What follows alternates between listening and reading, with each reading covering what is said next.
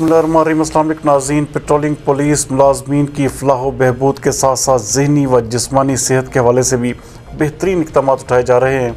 हमारे नुमाइंदा एक्सूसी इब्रार हुसैन के मुताबिक इस हवाले से आज SSP patrolling police Faisalabad region Mirza Anjum Kamal ने पुलिस लाइन में पेट्रोलिंग पुलिस मुलाजमीन के लिए स्ट्रेस मैनेजमेंट लेक्चर का एहतमाम किया, जिसके लिए फैसलाबाद के मशहूर कायरोप्रैक्टर डॉक्टर निसार की खिदमत हासिल की गई।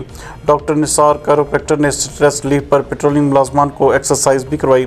SSP मिर्ज़ा अंजुम कमाल ने इस मौके पर मीडिया से बात करते हुए कहा कि पेट्रोलिंग मुलाजमान की वेलफेयर मेरी अवलीन तरजीह है, जबकि स्ट्रेस एक्सरसाइजेज मुलाजमीन को दौरान ड्यूटी तवाना रखेंगी। उनका मजीद कहना था कि लेक्चर के एहतमाम से मुलाजमीन ने स्ट्रेस लीव की एक्सरसाइज के बारे में बहुत कुछ सीखा। मुलाजमीन की वेलफेयर के लिए तमाम इक़दाम मुसलसल बुनियादों पर जारी रहेंगे।